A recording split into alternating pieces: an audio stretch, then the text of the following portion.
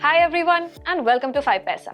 Stock market में आप direct और इनडायरेक्ट दोनों ही तरीकों से इन्वेस्टमेंट कर सकते हैं।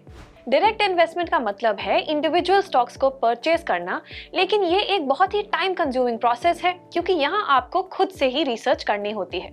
और ये एक कारण है कि क्यों इन्वेस्टर्स इनडायरेक्ट इन्वेस्टमेंट यानी म्यूचुअल फंड्स को प्रेफर करते हैं। इन्वेस्टर्स के बीच म्यूचुअल फंड्स अपनी टैक्स एफिशिएंसी, डाइवर्सिफिकेशन और प्रोफेशनल मैनेजमेंट के कारण भी पॉपुलर होते हैं।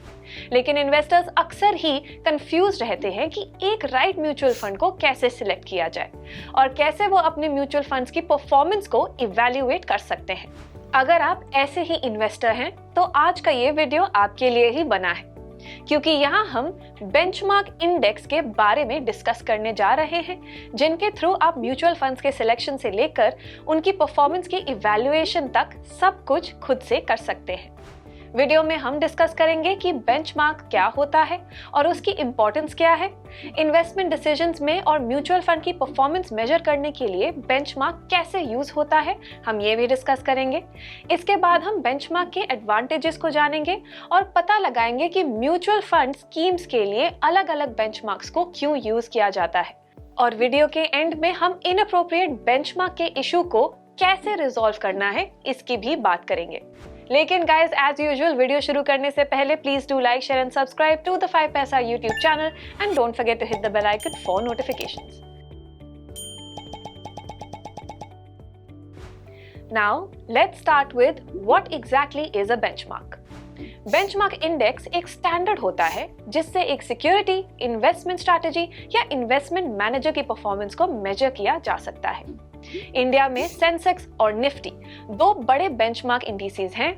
फॉर म्यूचुअल फंड्स, बेंचमार्क एक ऐसा इंडेक्स होता है जो म्यूचुअल फंड की ओवरऑल परफॉर्मेंस को मेजर करने के लिए इस्तेमाल किया जाता है।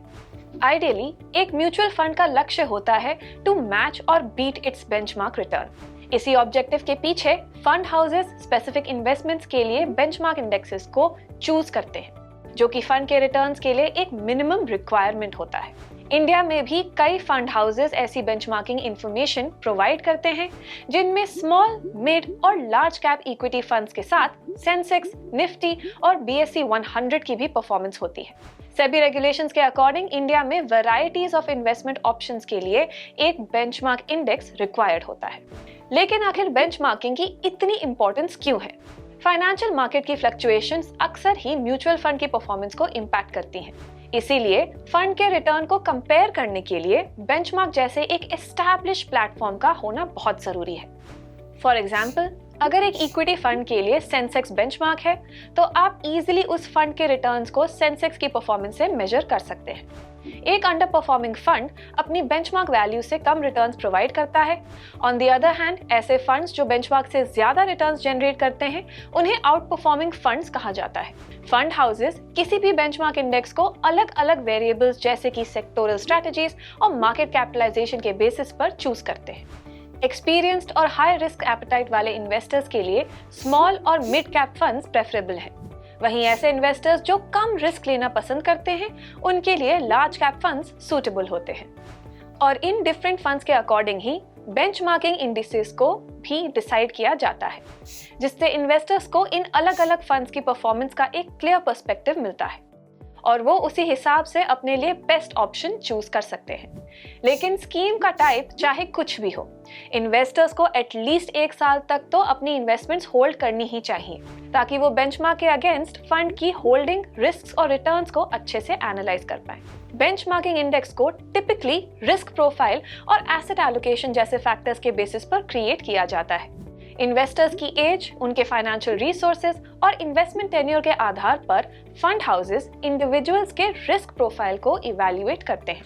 एडिशनली, म्यूचुअल फंड्स की रिस्क प्रोफाइल डिटरमिन करते टाइम स्कीम की वॉलेटिलिटी और वेरिएबिलिटी को भी कैलकुलेट किया जाता है। ऐसा करने से फंड का potential holding period, portfolio value change की फ्रीक्वेंसी और उसकी टाइमिंग का पता चलता है। इन्वेस्टर्स की रिस्क प्रोफाइल इवैल्यूएट करने के बाद फंड के लिए ओवरऑल एसेट एलोकेशन मॉडल को डेवलप किया जाता है। डाइवर्सिफाइड पोर्टफोलियोज इसका एक एग्जाम्पल है, जहां अलग अलग एसेट क्लासेस में इन्वेस्टमेंट की जाती है। बेटर इवैल्यूएशन के लिए या तो लार्ज इंडिसेस के साथ एलोकेशन होती है या फिर फंड की टोटल वैल्यू को स्मॉल और मिड साइज इंडिसेस में स्प्लिट करके एसेट एलोकेशन की जाती है। स्कीम की परफॉर्मेंस और इन्वेस्टमेंट होराइजन को समझने के लिए इन्वेस्टर्स चाहे तो डिफरेंट म्यूचुअल फंड्स के लिए अलग अलग बेंचमार्क इंडिसेस को भी यूज कर सकते हैं, लेकिन ध्यान रहे कि म्यूचुअल फंड्स को कंपेयर करते टाइम आप एक अप्रोप्रिएट बेंचमार्क सेलेक्ट करें, जिससे कि आप अपने पोर्टफोलियो मैनेजमेंट को हर सिचुएशन में स्टेबल रख पाएं। बेंचमार्क के थ्रू आप फंड की इन्वेस्टमेंट स्टाइल को भी इवैल्यूएट कर सकते हैं। फॉर एग्जांपल, एक इक्विटी इंडेक्स की मार्केट कैपिटलाइजेशन और उसके कॉन्स्टिट्यूएंट्स के थ्रू आप उस इंडेक्स के रिस्क फैक्टर्स और परफॉर्मेंस पोटेंशियल को इजीली समझ सकते हैं। सिमिलरली, एक बेंचमार्क डेट इंडेक्स की हेल्प से आप स्कीम की मैच्योरिटी प्रोफाइल के बारे में बहुत कुछ जान सकते हैं। ओवरऑल, बेंचमार्क एक ऐसा मेजरिंग टूल है जिसका यूज म्यूचुअल फंड की वॉलेटिलिटी को डिटरमिन करने के लिए किया जाता है। Now let's discuss how to measure mutual fund performance against benchmark. So ये तो हम जानते हैं कि बेंचमार्क की परफॉर्मेंस फंड के अंडर परफॉर्म या आउट परफॉर्म होने पर डिपेंड करती है, बट साइमल्टेनियसली कुछ एडिशनल मेट्रिक से भी हम म्यूचुअल फंड्स की अंडर परफॉर्मेंस को एग्जामिन कर सकते हैं। फॉर एग्जाम्पल, अगर म्यूचुअल फंड का NAV और बेंचमार्क इंडेक्स दोनों एक साथ डिक्लाइन हो रहे हैं, तो इसका मतलब है कि उस फंड ने अपने बेंचमार्क को आउट परफॉर्म कर दिया है। इसके अलावा कुछ ऐसे रेशियो बेस्ड सिस्टम्स भी होते हैं जिनका यूज म्यूचुअल फंड की परफॉर्मेंस इवैल्यूएट करने के लिए होता है। इन रेशियोज का सिलेक्शन प्राइमरीली फंड के साइज यानी लार्ज, मिड और स्मॉल कैप फंड्स के बेसिस पर होता है। चलिए इन्हें डिस्कस करते हैं। फर्स्ट इज अल्फा रेशियो, जिसका यूज फंड मैनेजर की परफॉर्मेंस को एग्जामिन करने के लिए होता है। टिपिकली एक हाई अल्फा का मतलब है कि फंड मैनेजर के पास हायर मार्केट वैल्यू का चांस है और उन्होंने वैरायटी ऑफ मार्केट कंडीशंस में बेंचमार्क को कंसिस्टेंटली आउट परफॉर्म किया है। सेकेंड इज बीटा रेशियो, जो आपको म्यूचुअल फंड के रिस्क को आइडेंटिफाई करने में हेल्प करता है। म्यूचुअल फंड्स को उनके बेंचमार्क इंडेक्स से कंपेयर करने पर अगर बीटा रेशियो लेस देन 1 आता है तो फंड्स को लेस रिस्की कंसिडर किया जाता है, लेकिन अगर रेशियो 1 से ऊपर है तो समझ जाइए कि वो एक हायर रिस्क म्यूचुअल फंड है। अब बेंचमार्क के रिलेशन में किसी फंड ने कितना अच्छा परफॉर्म किया है, इसे आप R² रेशियो से कैलकुलेट कर सकते हैं। इसमें 0 से 100 तक की एक परसेंटेज स्केल होती है, जहां 100 एक एग्जैक्ट वैल्यू है और लोएस्ट कोरिलेशन को 0 से रिप्रेजेंट किया जाता है, जो कि बेंचमार्किंग स्टैंडर्ड के लिए एक बेस्ट मैच है। अब चलिए बेंचमार्क के एडवांटेजेस को डिस्कस करते हैं। पहला तो यही है कि म्यूचुअल फंड के रिटर्न्स को बेंचमार्क से कंपेयर करके आप फंड की परफॉर्मेंस चेक कर सकते हैं। साथ ही बेंचमार्क की हेल्प से आप सेम कैटेगरी के 2 डिफरेंट म्यूचुअल फंड्स को कंपेयर भी कर सकते हैं और उसके अकॉर्डिंग अपना इन्वेस्टमेंट डिसीजन ले सकते हैं। फॉर एग्जाम्पल, फंड ए ने बेंचमार्क से 5% बेटर परफॉर्म किया है, वही फंड बी का ये परफॉर्मेंस 10% है, तो आप इजीली फंड बी की तरफ जा सकते हैं। बेंचमार्क का एक एडवांटेज ये भी है कि इसके थ्रू आप म्यूचुअल फंड लॉन्च होने से पहले ही उसका पोटेंशियल परफॉर्मेंस एग्जामिन कर सकते हैं। ऐसे फंड्स का कोई ट्रैक रिकॉर्ड तो नहीं होता है, पर बेंचमार्क की हेल्प से आप एक जनरल आइडिया ले सकते हैं कि आपको कैसे शेयर्स रिसीव होने वाले हैं। आप देखेंगे कि म्यूचुअल फंड स्कीम्स अलग अलग एसेट क्लासेस जैसे कि गोल्ड, डेट और इक्विटी में इन्वेस्ट करती हैं और इसीलिए आप सारे ही इन्वेस्टमेंट प्रोडक्ट्स के लिए एक सिंगल बेंचमार्क यूज नहीं कर सकते हैं। जैसे कि एक इक्विटी फंड का बेंचमार्क सेंसेक्स हो सकता है, पर उसे आप डेट फंड में यूज नहीं कर सकते हैं। उसके लिए आपको कंपोजिट बॉन्ड फंड इंडेक्स को बेंचमार्क बनाना होगा। रॉन्ग बेंचमार्क रिजल्ट्स यूज करने पर आपको पुअर कंपैरिजन देखने को मिल सकता है।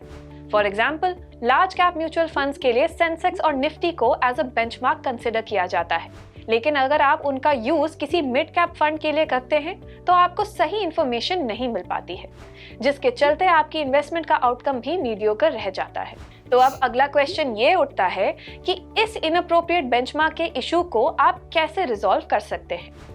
वेल, इसके 2 तरीके हैं। पहला सोल्यूशन है कि इन्वेस्टर्स बेंचमार्क परफॉर्मेंस के बजाय उस म्यूचुअल फंड के कैटेगरी एवरेज से अपनी स्कीम के रिटर्न्स कंपेयर कर सकते हैं। इस एवरेज में आपकी स्कीम की कैटेगरी के सारे ही म्यूचुअल फंड्स इंक्लूडेड होते हैं और क्योंकि उन सब पर सेम रेगुलेशंस अप्लाई होती हैं, तो आप इजीली अपने स्कीम के रिटर्न्स दूसरे फंड से कंपेयर कर पाते हैं। For example, highest market capitalization वाले टॉप 100 स्टॉक्स, जिन्हें लार्ज कैप स्टॉक्स कहा जाता है, वो यूजुअली लार्ज कैप फंड्स में 80 to 100% एसेट्स कवर करते हैं और हो सकता है कि ऐसे कुछ लार्ज कैप फंड्स निफ्टी 50 को बेंचमार्क मानते हो और कुछ निफ्टी 100 को। लेकिन अगर आप इस डाइवर्जेंस को अवॉइड करना चाहते हैं तो सिंपली आप अपने फंड को लार्ज कैप फंड के एवरेज रिटर्न से कंपेयर कर सकते हैं। इन्वेस्टर्स चाहे तो अपने फंड के लिए खुद भी बेंचमार्क क्रिएट करके रॉन्ग बेंचमार्क के इशू को रिजॉल्व कर सकते हैं। यूजुअली वैल्यू रिसर्च और मॉर्निंगस्टार जैसी रेप्यूटेबल रिसर्च ऑर्गेनाइजेशंस ऐसा ही करती हैं। उनके बेंचमार्क फंड हाउस से डेलिबरेटली डिफरेंट ही होते हैं। सो ये था हमारा आज का वीडियो। चलिए क्विकली इस वीडियो को रैप अप कर लेते हैं। ऐसे इन्वेस्टर्स जो कि अपनी पहली म्यूचुअल फंड इन्वेस्टमेंट कर रहे होते हैं, उनके लिए बेंचमार्किंग को एग्जामिन करना बहुत ही क्रूशियल होता है। वो इसीलिए क्योंकि अगर आपकी इन्वेस्टमेंट्स कंसिस्टेंटली मार्केट को आउट परफॉर्म करती हैं तो आप बहुत जल्दी अपने इन्वेस्टमेंट गोल को अचीव कर सकते हैं।